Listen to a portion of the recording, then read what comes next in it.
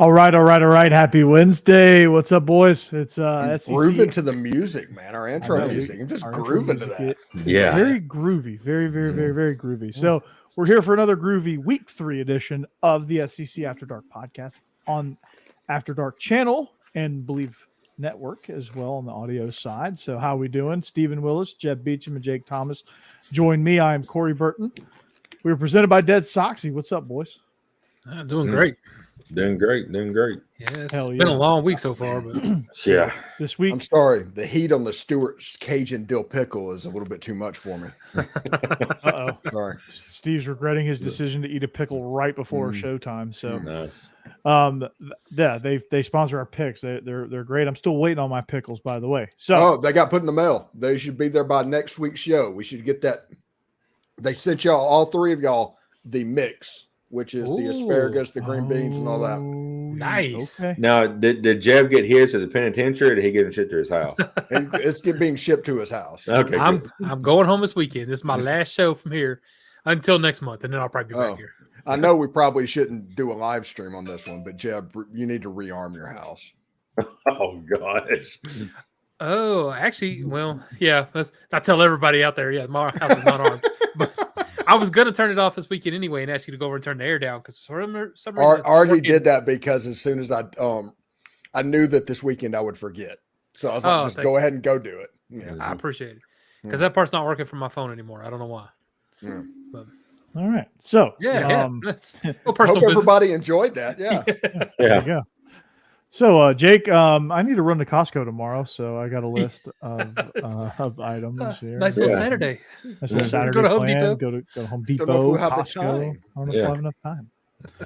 But we are presented by DeadSoxy. Hey there, college sports fans.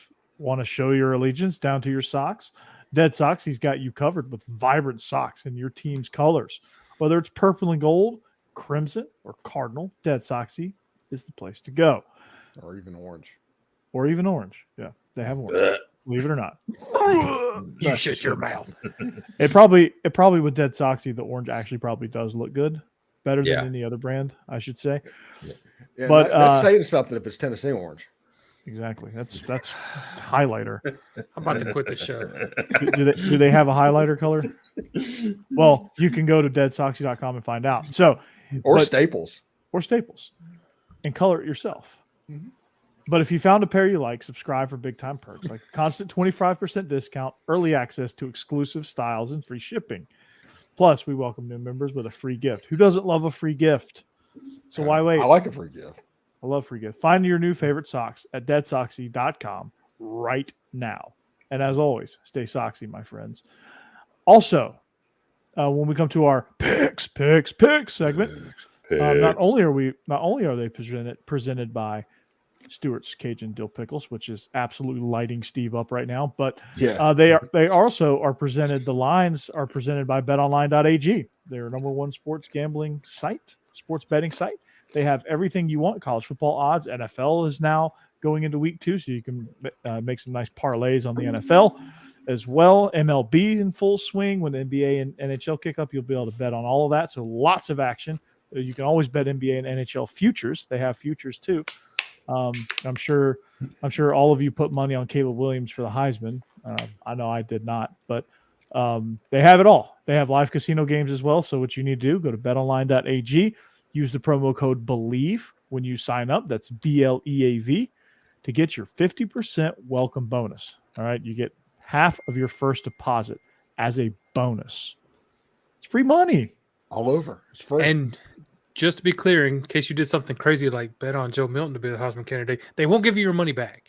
So be careful when you're betting. Jeb.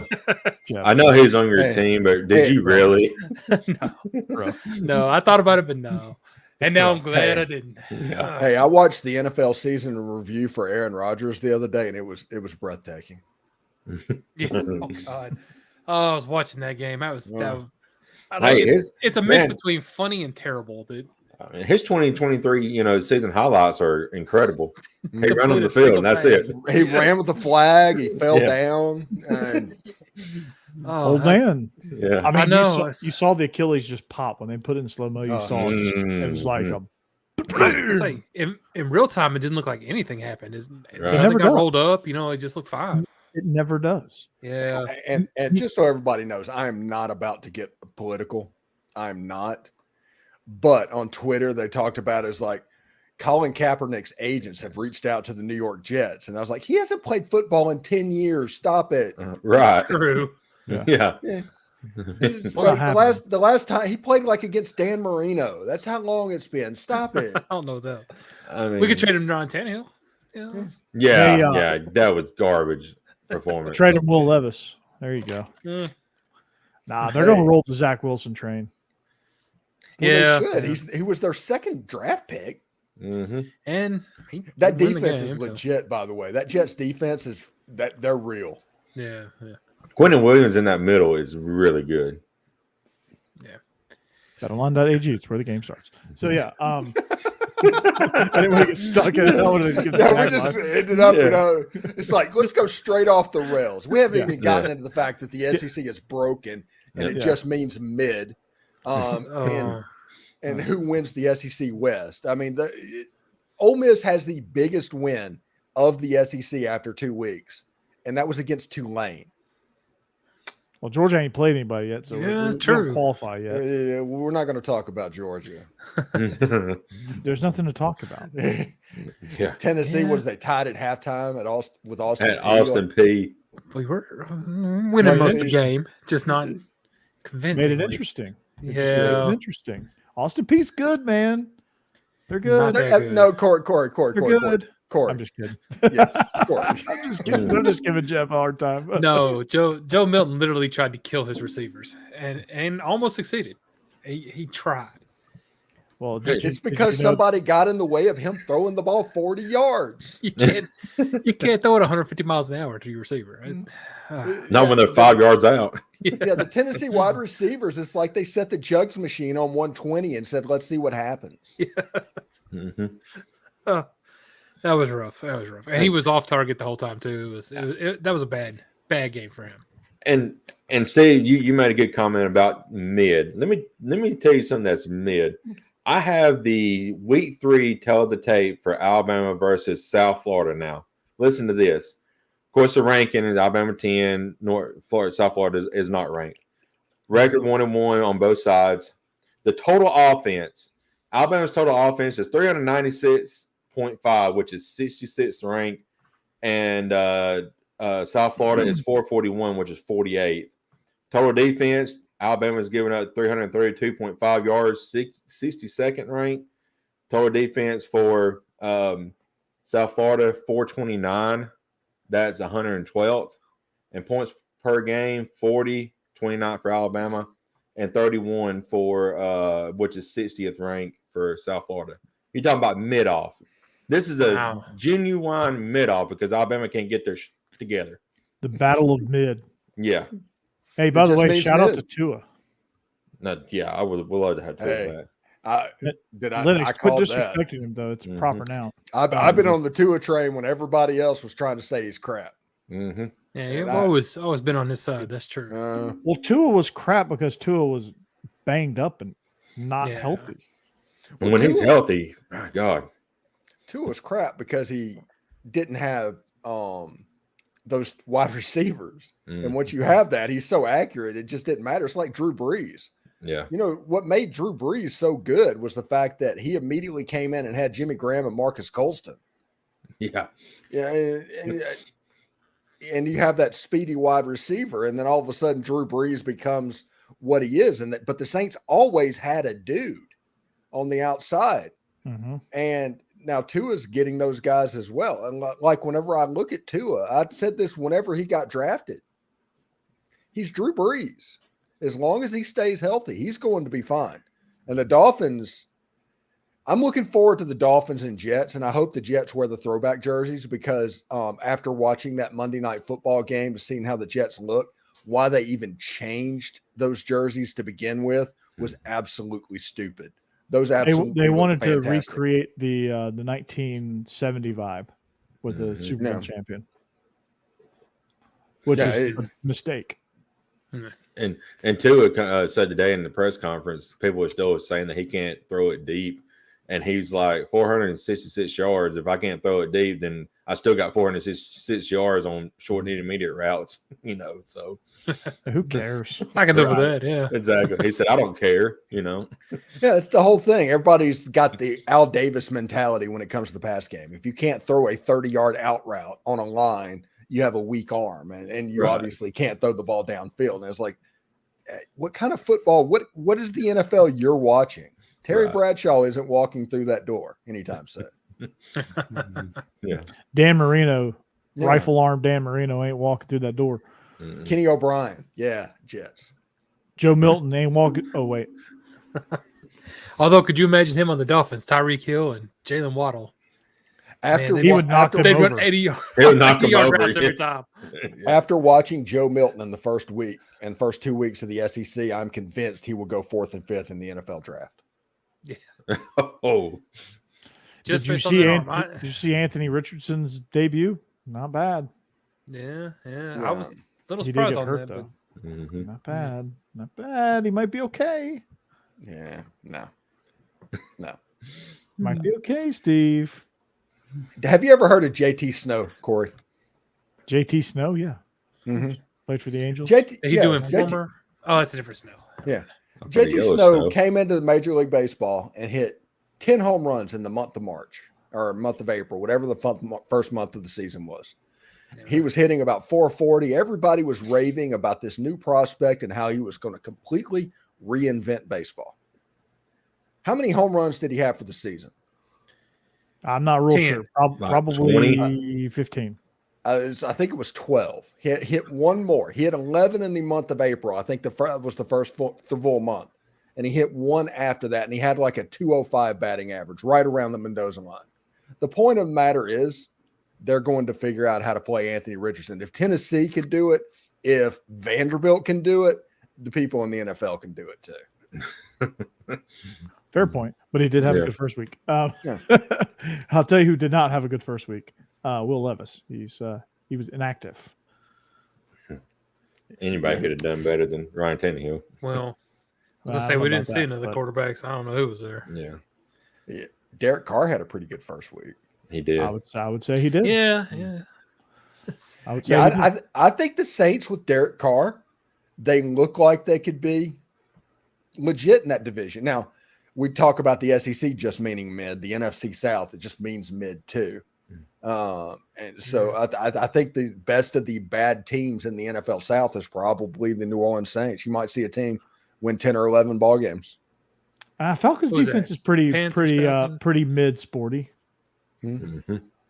Who's the other team I'm forgetting there? Panthers, Falcons, Saints, Bucks. Bucks. Oh, the Bucks weren't too bad either. Yeah, they beat Minnesota. Of course, that's like Baker Mayfield beat Kirk Cousins. So let's talk about a mid-off, right? That seems to be the theme today. Yeah. And then Desmond Ridder beat Bryce Young in the ultimate mid-off. Yeah. Oh, God, yeah. That's true. That was an ugly game. That was. But Bijan scored. Falcons defense came through. It was look at us talking like we're Generation Z. If I get a telescope, I can see Generation Z. Through your monocle. Yeah. All right. SEC, why is it broken? Yes. Wow. Look, Jeff's like, okay, we got to get into it. The SEC absolutely get into this is first broken. option. Okay. What we need to talk about is let's talk about Alabama. And I'm not going to just talk about how Alabama lost the game. I think it was how Alabama lost that football game is the problem. Yeah, Texas scored more points than they did. No. Texas dominated the line of scrimmage. No, they absolutely did. And they had no answers for A.D. Mitchell, who's been a Bama killer. Mm-hmm. And whenever that happened, Alabama used to, whenever you think about it, and this is not me crapping on Alabama, okay? Before anybody thinks that. This is me being real. Used to, Alabama would have a top 5 player at each of the positions in college football. You'd go through there, it'd be a top 5 player, whether it was, I don't know, the defensive back, Landon Collins or something, or, Reuben Foster. There was always a dude at every level of the defense. Now, if you look at who for top 5 players on Alabama's team, it's maybe Kool-Aid McKinstry, maybe Dallas Turner, But after that, it's kind of it. That's kind of it. That's the list. And that's JC why Latham, Alabama. He's not on defense. Yeah, that's the reason Alabama lost to Texas. And Alabama struggling against that passing attack. That passing attack is going to come back to Tuscaloosa in 10 days. Exactly. Yeah, Ole Miss. And if Alabama can't get right against USF, and they might. Granted, USF is coached by Alex Galesh, who was Tennessee's offensive coordinator last year. So that's right. Who lit us up? Yeah, so that has a chance to be more hairy than we're probably letting on. Although we're going to play the game probably that Alabama's ticked off, and I feel sorry for USF. But I mean that like USF is still bad. Hey, There's nothing they have a wrought iron fence around their campus, and it's on the way to. I go to the VA, and I drive past USF, and it is fantastic. It's pretty cool. It's pretty cool. And they're building an on-campus stadium soon. So apparently, USF is a big academic and probably the best academic school in the state of Florida of the public schools. And I guess. State. I mean, with my brain doctor being from there, I guess I'm kind of happy with that. But they're an AAU school. It's weird to think about South Florida being an AAU school. Yeah, no, I wouldn't have guessed that. Me either. No, wouldn't have guessed that either. But for Alabama, they need to find some answers up front. I mean, I just don't, watching that game offensively and how the plays were designed, I don't think they did anything to help their offensive line. Saban mentioned something in his press conference that they were positionally giving away whether it was a pass or a run. It literally goes back to the movie Invincible, where he told him in a 3-point snatch that the blood was in the knuckles. It was a run. If it was there, if it was up, it was a pass. It was essentially giving away plays like that. And that makes me wonder if the thing that's going to fix Alabama is not going to be Tommy Rees leaving. Yeah, Tommy Rees, I don't know if he's that dude. I don't know if he's I don't think he's that dude, but I don't know. I knew he wasn't that dude. He wasn't that dude at Notre Dame. Yeah. He just wasn't. Think about what Nick Saban did to Notre Dame over the years, and then thinking about when he was looking to make a coordinator change, it's like, hey, I want that guy. No, it probably came down to, I guess I'll take that guy. Yeah. Now Georgia can't talk much either, because after Todd Monken, they brought in Bobo, and we knew exactly how that was going to go, and they're getting off to slow starts like absolute nuts. Yeah. All the talent everywhere. And, you're worried they're going to first half cover. Now, it doesn't matter with their schedule because they play the weak sisters of the poor. Mm-hmm. Hey, they got the mighty Beamer ball coming this week. They got the SEC mid schedule. Yeah. Mid is more. Honestly, and I may be a little biased because it's in my bloodline, but the best coordinator they could have hired is down in Atlanta right now. Yeah. Yeah. Calling plays for Georgia Tech, who look outstanding on offense. Mm-hmm. They can't stop a nosebleed, but they look outstanding on offense. Mm-hmm. Just so everybody knows, Corey's talking about Buster Faulkner, who's his cousin, who is the offensive coordinator at Georgia Tech. That's how connected we are on SEC After Dark. Yeah. Can't get him on the phone, though. He's a tough man to reach. Very tough man to reach. His own mother can't get him on the phone, so I don't feel like he's focused. That's because she named him Buster. Let's just be real. His real name's Harrison. Oh, really? Buster's a nickname. Where'd he go to college? Valdosta State. Okay, maybe Buster makes sense then. If it was Georgia, I was like, Harrison feels like it would be a name that you would go by there. That feels like a very Georgia name. He's been Buster all his life. I don't know where he got Buster from, but he's been Buster all his life. Okay. Nickname. But it's Harrison's his real name. His son is named Harrison. His son Harrison might be one of the top quarterbacks in 2026 in the state of Georgia. Okay. His son's like 6'2", 6'3". Okay. Can sling it. Does his son go by Harrison? Yeah. Okay. Son goes by Harrison. Once we get into picks, we'll talk about that game. I think that is the biggest trap game in the history of trap games for Ole Miss. I think Ole Miss is going to win the game. I don't think Georgia Tech is good enough to beat them. But if you're telling me that I'm going to have to give 20 points to Georgia Tech, I see this game as a 38-28, a 35-24. That's what I see in this game.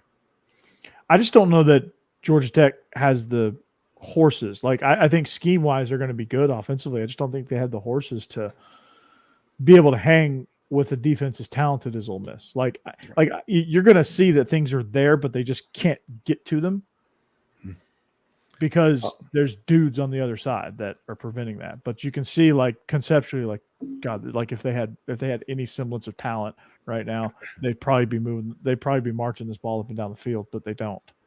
By the way, the defense played better against Texas with Pete Golding than without him. Sorry, Jake. So how vulnerable is Alabama in the West? I mean, are they still looking like the favorites? No, I would say Ole Miss is the favorite right now. I would say it's up for grabs. I mean, you've got Ole Miss right now. I'm just being honest. Yeah. Look, if talent-wise, Alabama is the best team in the West. Maybe next to them is LSU, but on the field-wise right now, it's Ole Miss all day.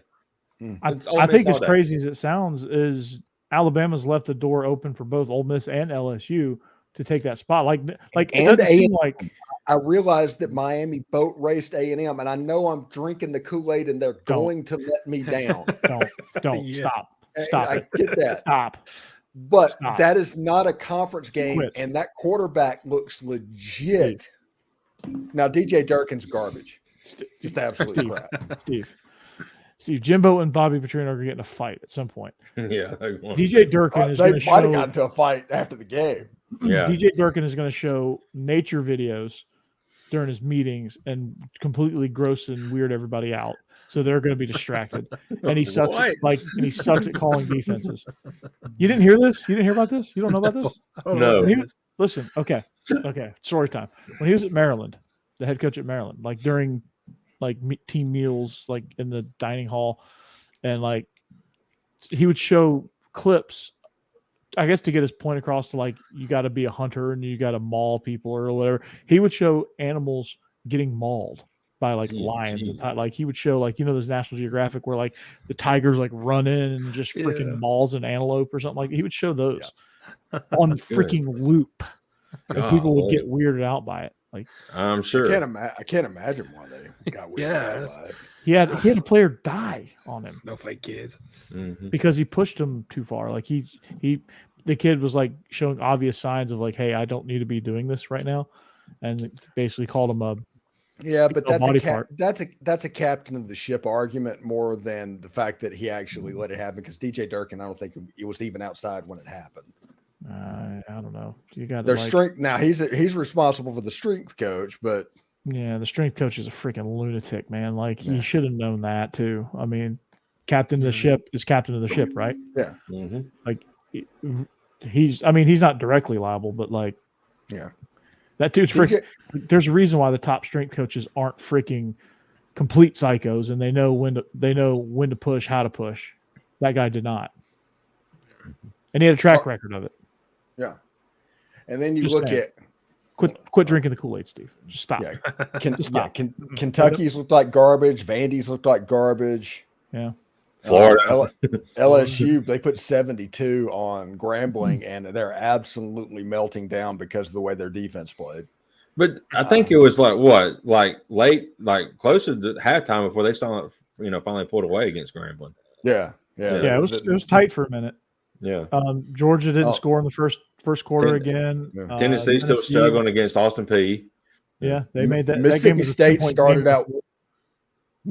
started out with their hair on fire, but their second half they looked putrid. They did. They looked awful. Arkansas is just. They struggled against Kent State. And oh my goodness, MTSU almost got a win. I know. I know. I was rooting for them.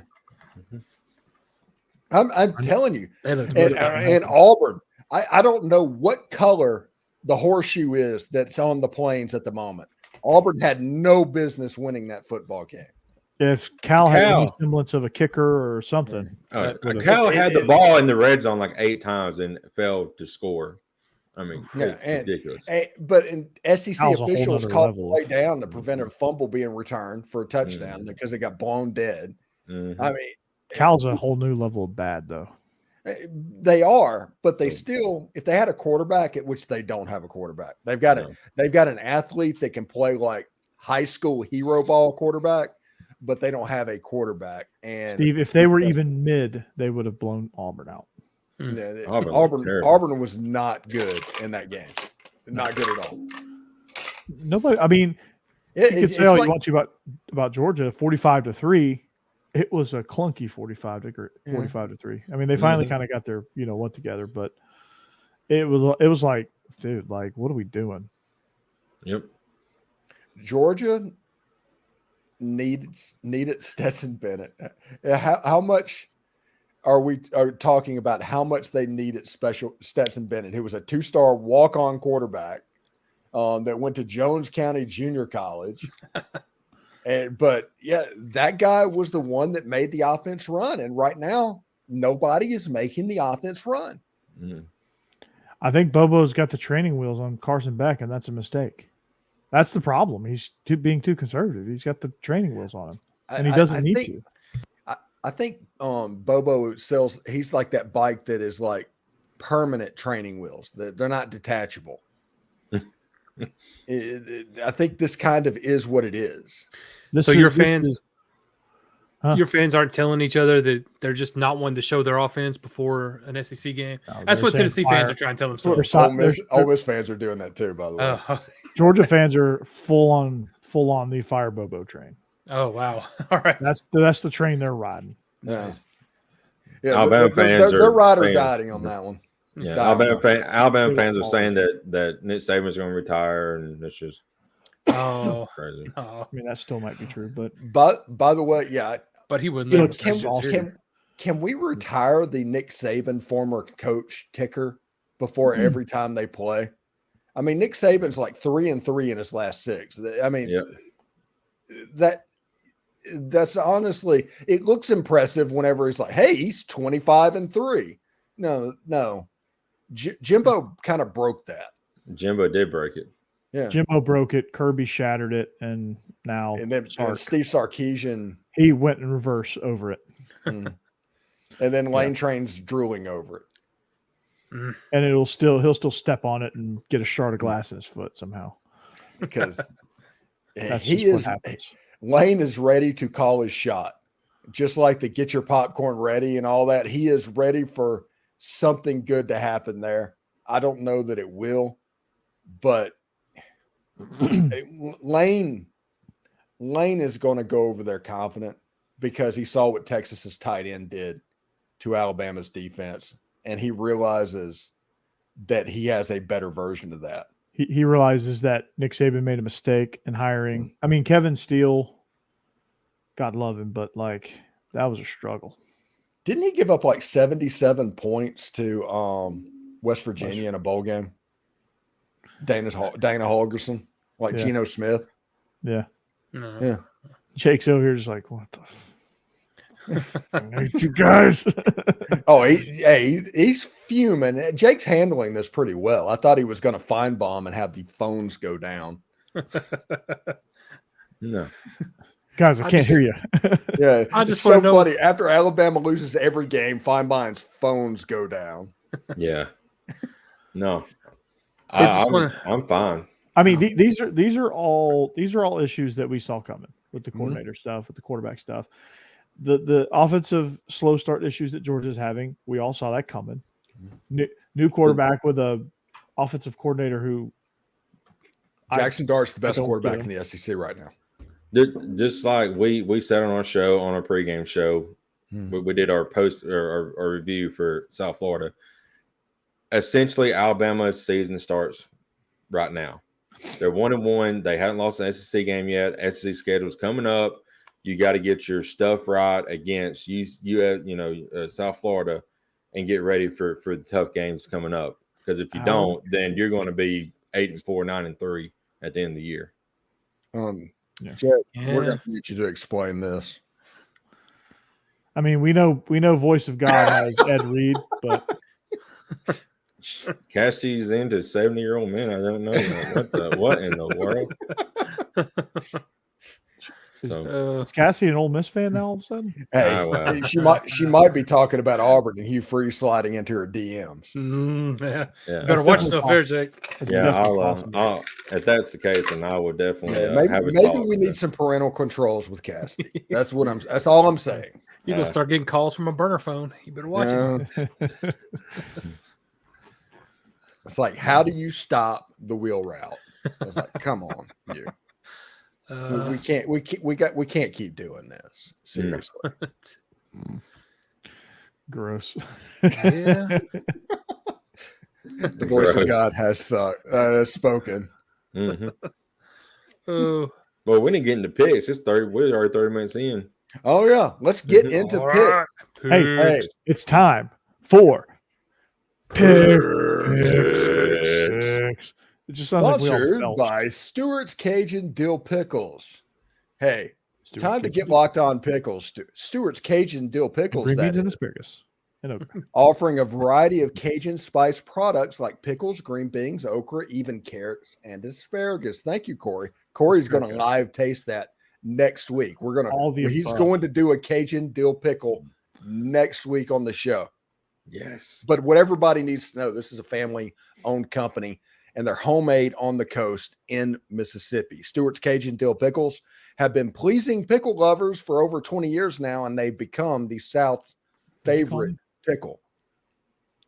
These are truly the best pickles you'll ever have. A strong dill flavor with a Cajun punch. No joke there. Seriously, they're legit. No over sour taste. This being a small business, they strive to keep the produce fresh and local from the start, keeping the final pickle product extra crisp and crunchy. You can find these pickle products online at thepicklestore.com or at your local Rouse's Market or other local southern stores near you, especially on the Mississippi Gulf Coast. I know you went down to New Orleans, but down in that area, you can get them as well. Try these pickles, okra and beans today. You will not be disappointed. Stewart's Cajun Dill Pickles, the South's favorite pickle. All right. I know Steven's having trouble speaking tonight. Of course, we all do. But Well, it's the pickles. They lit him up. They lit me up pretty good. I wasn't thinking about my reader whenever I get that. Those things have a little bit of a kick. He was thinking, hot. Damn, this thing's hot. So anyway, these lines are presented by betonline.ag as well. So we got our week 3 picks. So coming in, Steve is coming in with a record of 23-11, followed up by the duo of Jake and Cassidy. Yeah, that 22-12. Followed by then Jeb at 20-14, myself at 19-15, and Becky, the voice of God, at 18-16. So I've got to get on my horse here. Yeah, don't want to get passed by Becky. No, oh, I can't finish. Hey. It's a shot. I can't finish DFL. That's the problem. And if you want to know what DFL stands for, well, I can't say it because this is a family show. Can you act it out? Oh, I definitely can't act it out. That means dead effing last. Yeah, I definitely can't act it out either. Because the whole middle. This is not an Auburn live stream. Sorry. Oh. Okay, so All right. So Becky, we're gonna go by record here. So it's gonna be you, me, Jeb, followed by Jake, Cassidy, and Steve's gonna go last. That's You know what? When I'm totally dropping the ball here, you guys are real quick to know what the record was. I just want to point out, last year y'all couldn't find the record. It's weird how this works. We didn't want to find the record, but it's written. Just so you guys know, it's written. Who keeps up with the records, though, Becky? That would be Mr. Willis. Yeah, I know. Something about happy wife, happy life. I could barely get my picks in on time. You know, I ain't keeping up with it. Yeah, exactly. It goes both ways, Becky. Also, happy husband. Who gives a shit? You're right. Never mind. All right. Of course, Jeb was the last one to get his picks in this week. Well, yeah, I didn't know everybody had gotten on and done it. Y'all, Oh, yeah, y'all you're were funny. fast. 18 and Look at that. Funny. Okay. Lulling you into a false sense of security is what's happening right now. It's called the long game, sir. Oh man. This is going to be interesting. Turd. Okay, Becky, speaking of turds, LSU -10 at Mississippi State. I'm just saying, LSU makes me so mad because I can't, with any confidence, pick them for anything right now. And that then makes me pick 'em for Mississippi women's State basketball. to cover, which is just a shame. But I'm picking Mississippi State. Okay. I'm gonna slightly disagree with you there. I think LSU, I think this is one of the games they actually can cover because Mississippi State is a team with the tale of two halves. This begins a brutal stretch of games for Mississippi State. Well, their whole schedule is kind of brutal, so I guess that makes sense, right? But I think LSU is primed. I think they're going to win this game by 2 touchdowns. So I'm taking the Tigers on the road here. Yeah, no, I agree with you. I think Florida State is a lot better than we thought they'd be, even in knowing that they were going to be good. And I still think they're playing a lot better than I thought. I think LSU is still really good. Mississippi State's having a good season, but LSU's a better team, and I'm taking them to cover that 10 points this week. All right, Jake. Me and Cass are picking Mississippi State. My reasoning is that, like Steve mentioned earlier, Mississippi State started out strong against Arizona. I don't know what happened to LSU against Grambling. It took a quarter and a half to get going. If that happens this week, Mississippi State's could get out to like a 14-point lead and be kind of hard to catch back up. I don't think Mississippi State, wins this game outright, but I think they can cover it, and it'd be like a 7-point game. Yeah. Steve? I'm playing the emotional hedge game in this situation. If I kind of want LSU to win this game and cover so that, let's say Ole Miss wins against Georgia Tech and they beat Alabama. I want that game in Oxford to be an absolute madhouse at the end of September. For that to happen, LSU has to win the game, but I'm going to give myself an emotional hedge to where even if they don't cover, I can still feel better about it. And I'm taking the Mississippi State Bulldogs. I do not like what they looked like in the second half of that game. Mm-hmm. I don't think Will Rogers is that dude. I just don't. I don't think they have that dude yet. He's not on campus. All right, Becky, the next game, Kansas State, they are 5-point favorites on the road at Mizzou. This game's on SEC Network. Yeah, I originally had picked Missouri for this one, but then I realized I'm just being a total homer. I really think Kansas State's going to embarrass Missouri this week. I completely concur. I was thinking last week, MTSU and Missouri. I was like, nah, cuz MTSU's about to cover this. That's way too many points. I think Kansas State's just going to bully them up front. They play that North Dakota State style of football, and they are vastly improving within their own conference. We'll see how they are without Deuce Vaughn, but this Kansas State team is building a program where they're just going to start to kind of be that one of those Big 12 teams to look out for. So give me the Wildcats of the Little Apple. Yeah, I can't really disagree. I kind of like Missouri's defense. They're a solid squad, but Kansas State is just too good of a team, and it's only 5 points. I'm taking Kansas State to cover that. The power couple here is also picking Kansas State. Missouri against MTSU struggled, and Kansas State's a lot better than MTSU. So I think, like it has been mentioned, it's gonna be a boat race. So I think Kansas State covers easily. It's got to be weird for Kansas State knowing that they're not Superman's favorite team, and he is a Kansas fan. I do not know if Kansas State is Lex Luthor's favorite team. I do not know. I do know that they are building a juggernaut in the Big 12 at the moment, and Missouri might have been looking ahead against MTSU. I don't know, but Kansas State, I think, is going to cover that 5 pretty easily. I think they're going to win by 10, 12 points. Way to build in the DC and X-Men references. Juggernaut. Yeah. All right. We encourage you guys in the chat to play along with us at home. Throw your picks in the chat window. Feel free to do that so you can compete with us, and maybe one of y'all can beat us. Becky still is the reigning champion. We have to give her credit there.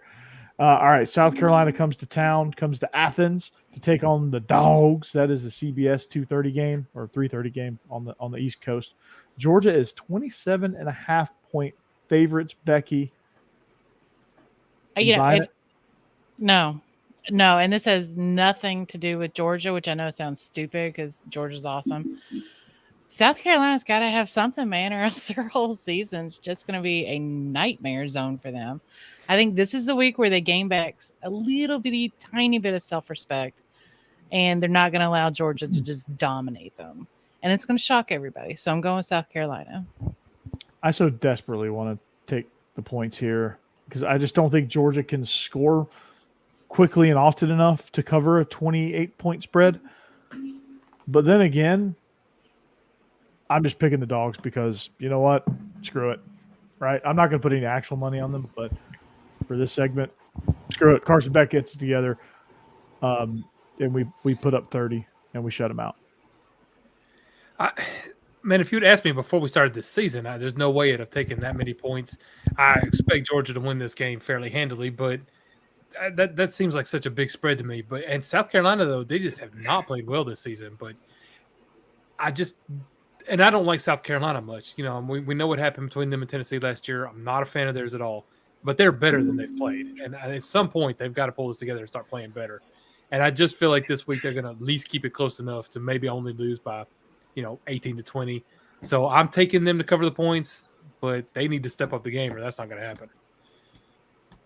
Jake? Cassidy is picking Georgia. I'm picking South Carolina. So that's a difference on us. 27.5 points. That is a lot of points. I can see this game being like a 20 to 24 point victory for Georgia, but I think, like Becky said, South Carolina's got to get some self-respect back because they just struggled this year so far. I mean, they let Furman stay in it way too long than what they should have. So, I think they at least covered the spread, but they still probably get beat by 20, 24 points. In this game, I look at it and I was like, how many points can South Carolina realistically score in this game? And I keep coming to 10 points. Just give South Carolina 10 points in this game. Can Georgia score 38? And I think they can. This feels like it's going to be a 45-10 type game. I think Georgia is going to win this fairly handily. Like I said, I would not put money on this. No. But if you want to ask me, I think this is kind of Georgia's get right game. Georgia against the spread is rarely a good bet lately, but yeah, this is the type of get back game here. So there you go. There you go. Pretty split on that one. So our next game is Alabama, 32-point road favorites at South Florida. That's an ABC game. So Vegas doesn't think that loss took too much of a hit on Alabama and their chances of covering big spreads. So, Becky, are you buying it or are you taking South Florida to cover? Honestly, in my gut, I think Alabama's got it and they are going to win by more than 32. I'm taking South Florida, though, just because I can't stand that big of a spread. And, South Florida, surprise Bama a little bit. Bama's got it in the bag, though. All right. Yeah, I'm going to agree with you there. I think one of my biggest mistakes would be not picking Alabama in this situation. South Florida I think they made the right hire with Alex Golesh. Mm-hmm. I just think they're just still really bad talent-wise. They're still really depleted. I don't know that this is the right game for them to cover. Any other team with a big spread, I would think about it. But not Alabama, not after what just happened. I'm taking the Crimson Tide. Yeah, I'm definitely rooting for USF's coach to have a good run there at USF, but I don't think it'll be this week.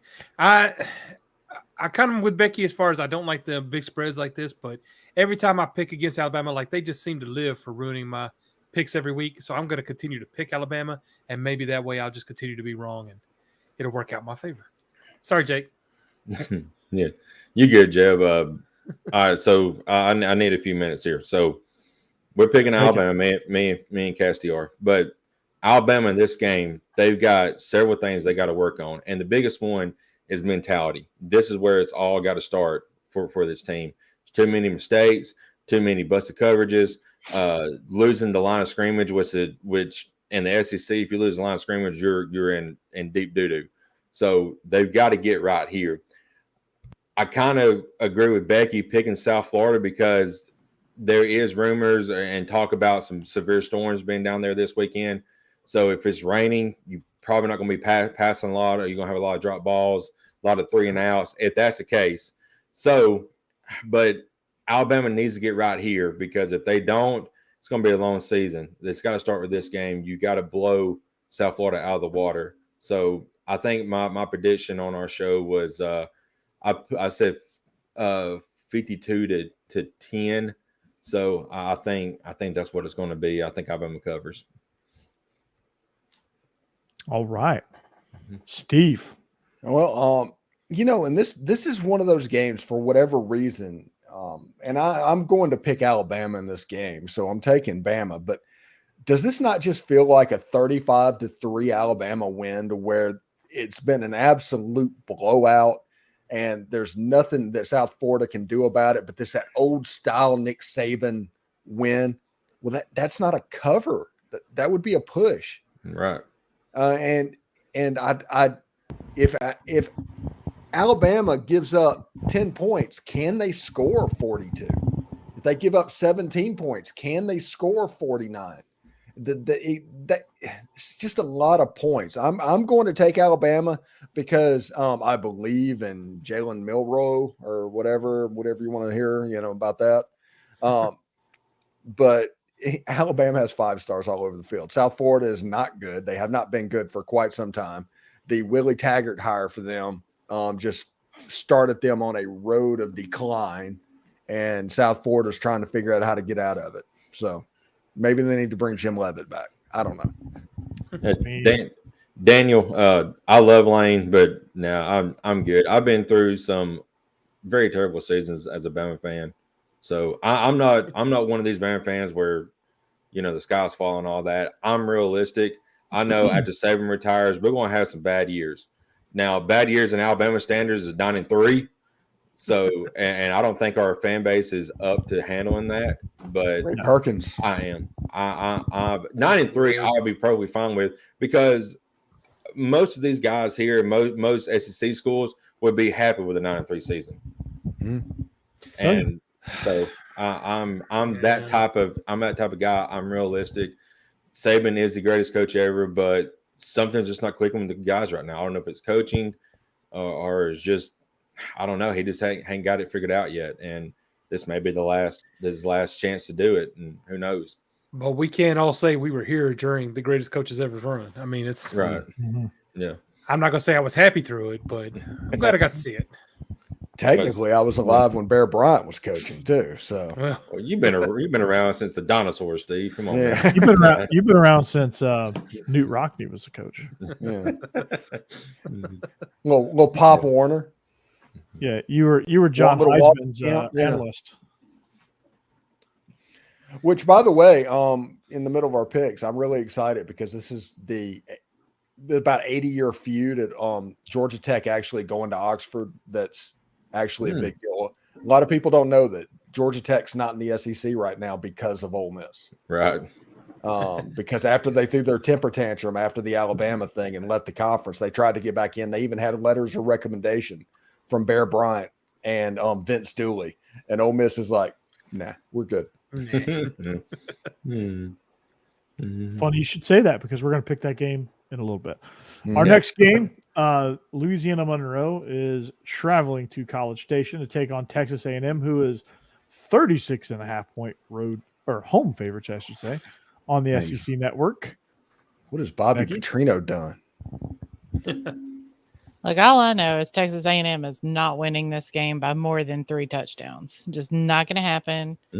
So I'm taking Louisiana. The voice Monroe. of God is spoken. No, yeah, and I agree with the voice of God. I'm not. Look, I'm just going to let them prove me wrong. I'm I'm just going to potentially take the L on this pick. I'm going to let them prove me wrong because I know they won't. All right. They will not cover 36.5. They may win by 30, but they ain't winning by 38 points. There's not happening. If ULM even sniffs a touchdown, they're going to have to score 45, and I don't think they can do that. I don't think they're together enough to do that. I don't think their defense is good enough to stop ULM from scoring less than 10 points. I just don't think it's going to happen. This Kool-Aid is delicious. So you can have my shares of Kool-Aid, Steve. Jeb, what do you think? Man, I struggle with this one because I tend to agree with y'all. I do not like that point spread. I really wanted to take ULM. I'm going with A&M only because their offense really is playing well. I think they're going to score points. The question is, can they stop the other team? And ULM, I just don't think it's got enough in them to score enough to cover the spread. So I'm going to go with A&M covering, but I'm not happy about it. Jake? We're both taking A&M. And one question, guys, when's the first time, well, this is not the first time that since I've been on this show that there's a team that has a higher point spread in a week than Alabama. Usually Alabama's the one that has like the 40-point spread. Alabama and Georgia. Yeah, Alabama and Georgia. So now it's A&M. So this feels like a show me moment for A&M. They struggled last week against Miami. I feel like Miami's gotten better, but I just don't think A&M played their best game.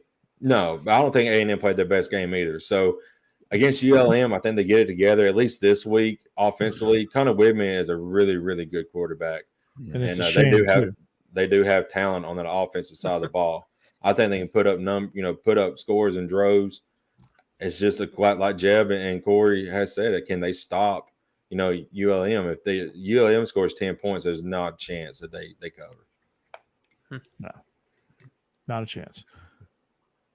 Jeb? A&M. Or Steve? Nope. Yeah, A&M. A&M's. I'm drinking all the Kool-Aid. Stop drinking your Ecto Cooler Kool-Aid. They're going to win the West. What everybody needs to realize that might think I'm taking me a little bit seriously, I am putting the jinx right now hard on Texas A&M. Mm-hmm.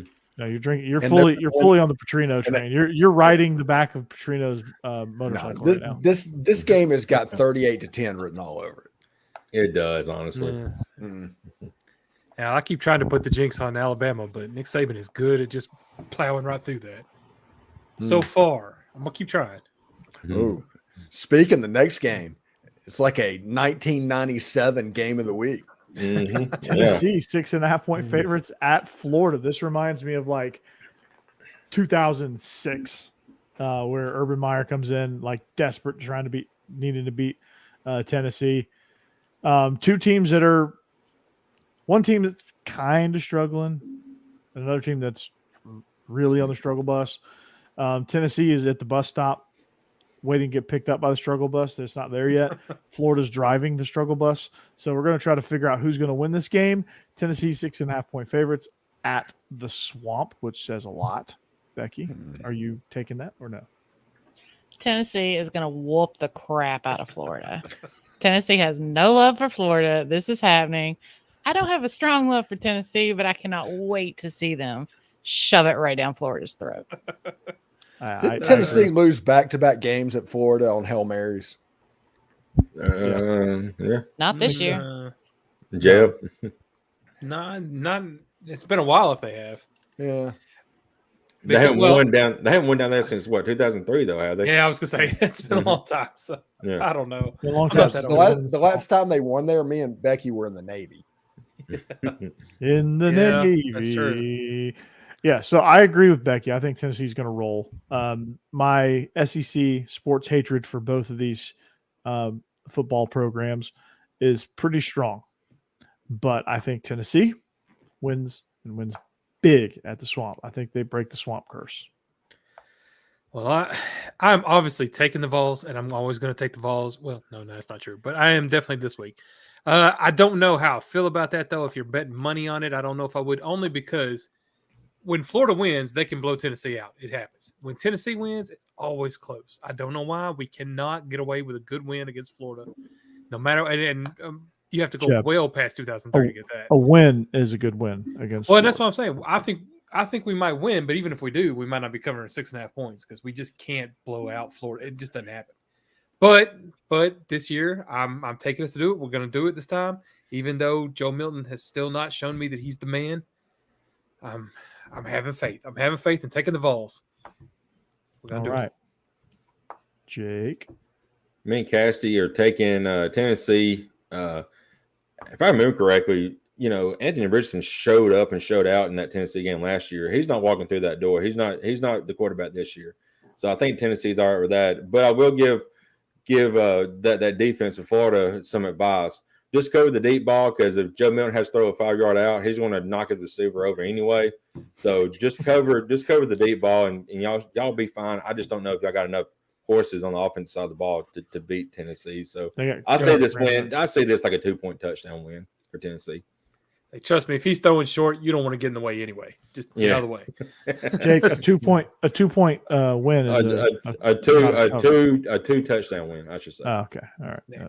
Steve. Yeah. I think Florida is going to call some ball plays and make some plays out there and make sure you can spell citrus without UT and all of the stuff that Tennessee finishes, third in the SEC. All of those jokes are going to come back. It's going to hit Tennessee like a ton of Brits. Graham Mertz is going to throw for like 108 yards in this game. It's going to be miraculous. Was Trevor Etienne? I think that's his name. Is he Trevor or Travis? Trevor. Travis plays for the Jaguars. He's gonna run for 42 yards and maybe even score a touchdown. Tennessee is going to not cover in this game. Florida is going to win the game outright, 14-13. Oh my gosh! Oh, Spike Kool-Aid over there. I don't think Jeb will be here next week if that happens. I'm gonna say your wife's gonna be in the car with me. You don't want that to happen. Steve, what's in that bottle there, bud? Yeah, what's on? Yeah, I think that's his Gatorade. I think it's I know Graham Mertz throwing for 108 yards. I get that. I understand. I hear it. That's laughable. Is it the pickles that's rotting your brain here? What's going on here, man? Those pickles do not rot my brain. They give me super strength in the brain. There you go. Okay. The Cajun Dill products are fantastic. They do amazing okra, work. man. It gets you. All right. Well, let's pick up the pace here a little bit. All of us are unanimous on Auburn. There's no line yet, but I'm yuck.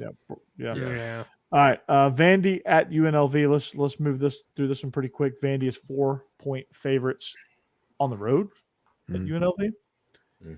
Becky. Yeah, Vandy's got this. They're gonna have it by at least 10. Yeah. Okay. Yeah, I agree. Vandy's on the struggle bus, but they ain't struggling that much. UNLV is a terrible program. Give me the doors. Yeah, I'm gonna agree with you as well. They'll bounce back a little bit this week, a little better, and I think they'll cover this one pretty easily. Jake. We both are taking Vandy as well. I think they cover by 14, 17 points. Steve. Vandy, AJ Swan, Will Shepherd, miraculous combo in the Southeastern Conference this year. Will Shepherd, yeah. Hell yeah. All right, our next game. This will be kind of exciting. The Cougs come to Fayetteville, and they're taking on the Hogs. Hogs are 9.5-point favorites at home. Kind of a weird spread on ESPN2. Becky, what you got? And I think home field advantage for this one. For me, just puts them over the top. So I'm going to go with Arkansas. Okay.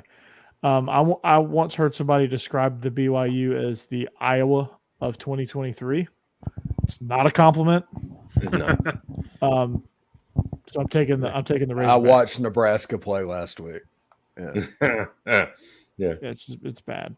Yeah, Nebraska just watched Iowa and said, "You know what? We want that for our offense." Yes, and unfortunately, they don't have the defense or the special teams to go with it. I'm picking Arkansas, by the way. Jeb.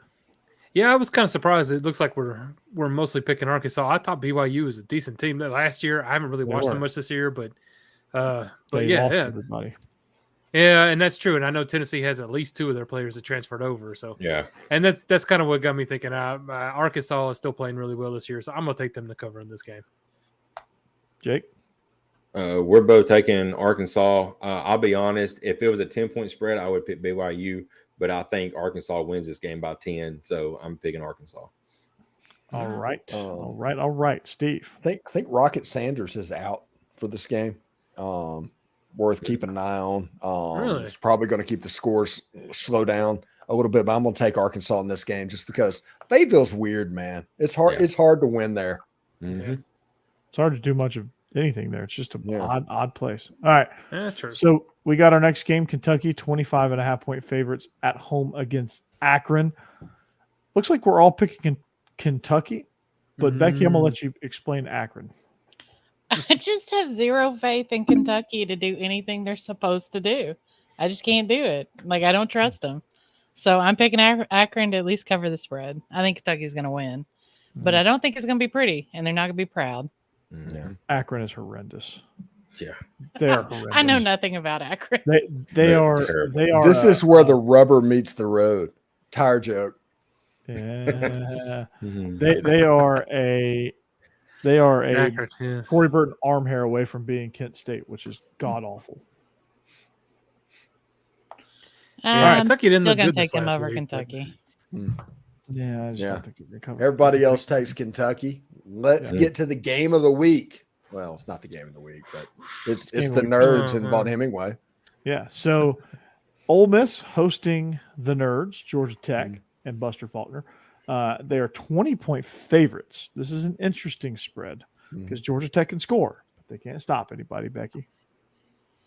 Yeah, I don't even know how to describe it, but Lane Kiffin, like, obviously love Ole Miss, but he makes these really stupid calls for no reason. 3 or 4 games a year. He did it last game with that 50 some odd field goal. Yeah, It that worked out in out. our favor, but it easily could have not.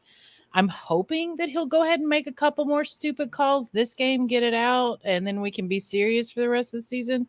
I'm picking Georgia Tech to cover the spread. Ole Miss is definitely going to You're win. not a though. homer. Well, I feel like a jerk even saying it, but Yeah, like not a I just homer. want him to get it out of his system. Make these stupid calls now. Yeah, Of course, done. Steve is a homer. I mean, yeah, he acts like he that- hosts that- this. that is that is affecting my reputation. My wife picking Georgia Tech in a game. Yeah, you're welcome. Mhm. Don't worry, Steve. I got you. All right. I'm taking Old Mississippi here. I just think that Georgia Tech, you like that Old Mississippi? Yeah, takes me back to rivals. Yeah. we got a commitment to Old Mississippi University. So I think I do that just to mess with Steve. I love it. So Georgia Tech, as much improved as they are, I just don't think they have the horses to cover a 20-point spread with Ole Miss. Ole Miss is explosive. Georgia Tech is sort of explosive on offense, but how explosive?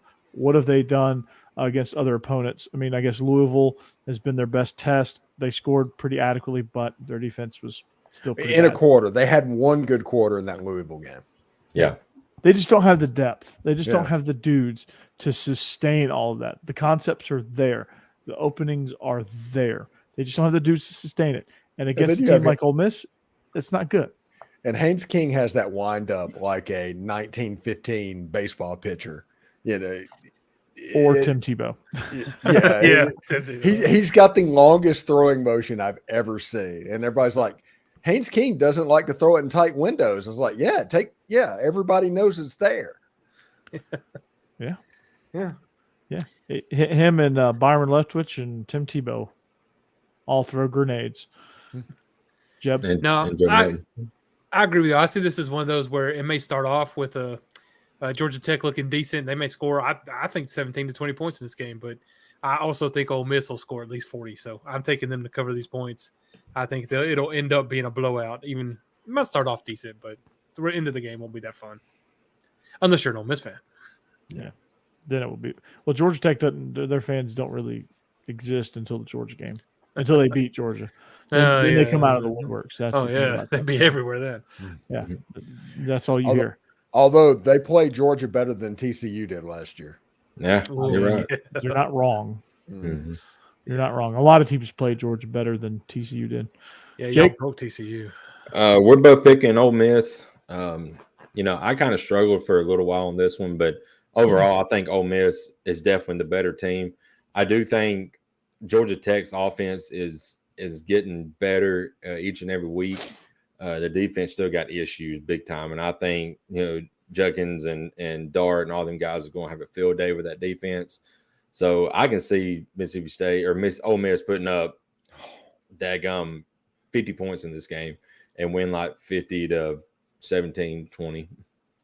Yeah, I've kind of been doing a reverse jinx on this one all week, talking about what's going on, because I do think this is kind of an ultimate trap game potential with a road game against a ranked team. Alabama next week on CBS, a road game, and then you have a team that you beat 42-0 last year this week. And that's I go back and forth. They're like, is this game going to be like a 38-28, or is this game going to be like a 42-20? And I think I lean more towards like that 42-20 score line, and Ole Miss is going to be able to cover. And honestly, that 20, I think, might be Georgia Tech scoring late and not Ole Miss kind of getting a backdoor cover. Yeah. I can see that going the way. I think Ole Miss's defense will play better than people think in this game. Yeah, because Ole Miss's defense will be better than they they were star last year. Defensive coordinator in Pete Golding, and we're just so lucky to have him. And I'd have no idea why anybody would get rid of that man. You'll see. He won't care. He won't care. Give it a couple weeks. Yeah. He won't care. All right, so that does it for our picks. Am I leaving out anything? I don't think so. Yeah, Right, I think we can go. All right, that's doing it So for our 20 picks. minutes, Corey's going to get us out of here. Yeah, 20 minutes. So by 10 o'clock, we'll be out. No, 10 o'clock my time. So, yeah, we are SEC After Dark. We thank you for joining us. You can always catch us anywhere you catch your podcast or right here on the YouTube channel. Catch Steve each and every day on Locked On Ole Miss. Catch Jake, Tide Talk Live. Catch me, Bleav In Georgia Dawgs, and at Illegal Motion has been back and running. So you catch me there as well. Jeb, Nice. whenever they finally release you on bail, you can do one of your new episodes of your new podcast, whatever that is. 1923 reaction, After Dark commentary. You can catch us all there too, as well. We're going to start doing some more of that. That's more off-season type content for us. We're just enamored with football stuff right now. So, And the Derek Vandegrift shows are doing pretty well. They are. and the Derek Vandegrift shows are doing outstanding. So, a lot of happening on this channel. So there's the YouTube shorts are going to come back. I'm going to do one eventually. I know I keep saying that, but it's going to happen, right? Especially when we get in the meat of the SEC schedule. So there you go. Yeah. But we are SEC After Dark, presented by DeadSoxy, BetOnline.ag, and Stewart's Cajun Dill Pickles, plus okra and carrots and green beans. Yeah, the pickles. Just do the pickles. We will see you back here next week. Hopefully my picks are much improved. But until then, go Dogs. Go Vols. Toddy. Roll Tide.